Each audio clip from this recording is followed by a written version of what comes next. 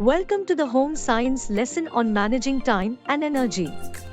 In this lesson, you will learn about time and energy as resource, time schedules, and the ways of saving energy.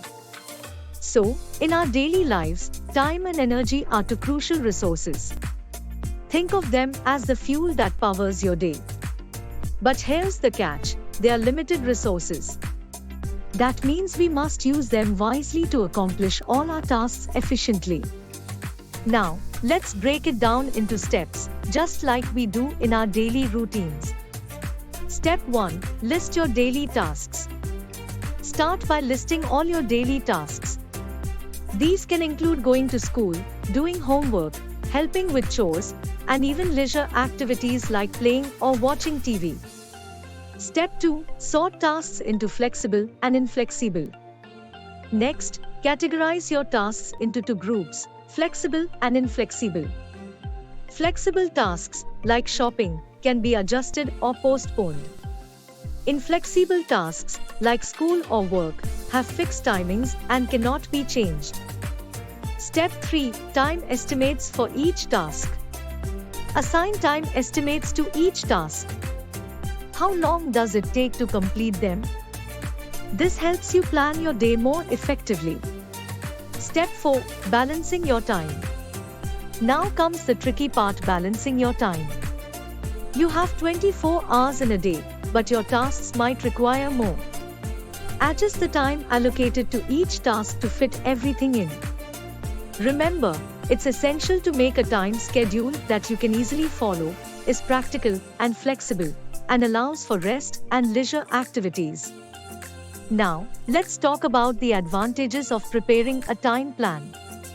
When you plan and follow a time schedule, first is you finish your work efficiently without feeling tired.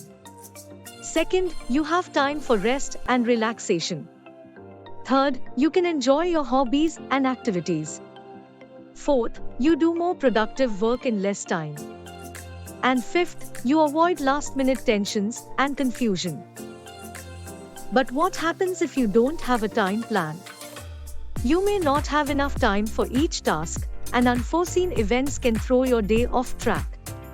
So, to save time, we must make time plans and follow them strictly.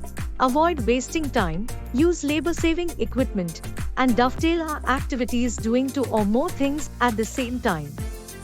Now, let's shift our focus to saving energy. We all do different activities that require varying levels of energy. Some are heavy, like running, while others are light, like reading.